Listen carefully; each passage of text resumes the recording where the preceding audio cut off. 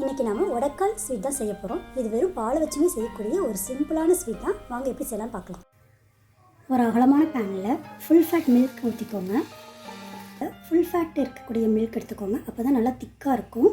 இதில் தண்ணி எதுவும் சேர்க்க வேண்டாம். இதை நல்லா நம்ம கிளறிக்கிட்டே இருந்தோம்னா அந்த பால் நல்லா கொதித்து கெட்டியாகணும். அந்த பதம் வர வரைக்கும் நம்ம கிளறிட்டே இருப்போம். பால் நல்லா கொதிக்குது. இது கூட ஒரு ஹாஃப் லெமன் ஜூஸ் சேர்த்துப்போம். அப்போ தான் பால் தெரியும். இப்போ நம்ம ஊற்றின லெமனுக்கு அப்புறமேல பால் நல்லா திரிஞ்சு கட்டி கட்டியாக வந்துருச்சு. இந்த தண்ணியெல்லாம் சுண்டுற வரைக்கும் நம்ம கைவிடாமல் கிளறிட்டே இருக்கணும். இது கூடவே நான் கொஞ்சம் குங்குமப்பூ பாலில் சேர்த்து ஆல்ரெடி வச்சுருக்கேன். இதை அப்படியே இதில் மிக்ஸ் பண்ண போகிறேன். நம்ம ஊற்றின பாலில் நல்லா சுண்டி இப்போ நல்லா திக்காக வந்துருச்சு. பால்கோவா பால் நல்லா திக்காக வந்துருச்சு. இது கூட உங்களுக்கு பிடிக்கும்னா கொஞ்சம் ஏலக்காய் தூள் சேர்த்துக்கோங்க. எனக்கு பிடிக்கும், ஆனால் சேர்த்துருக்கேன்.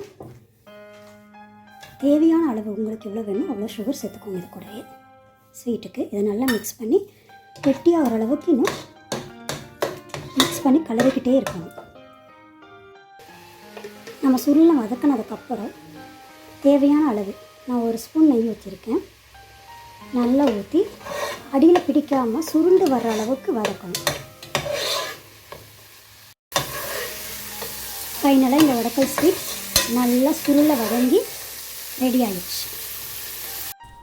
இப்போ இந்த ஸ்வீட்டை உங்களுக்கு பிடிச்சமான மோல்டில் போட்டு ஷேப் பண்ணி அதை சர்வ் பண்ணுங்கள். இந்த ஸ்வீட் எப்படி இருந்துச்சுன்னு சொல்கிறத டேஸ்ட் பண்ணிவிட்டு உங்கள் கமெண்ட்ஸ் எங்களுக்கு ஷேர் பண்ணுங்கள். தேங்க்ஸ் ஃபார் வாட்சிங்.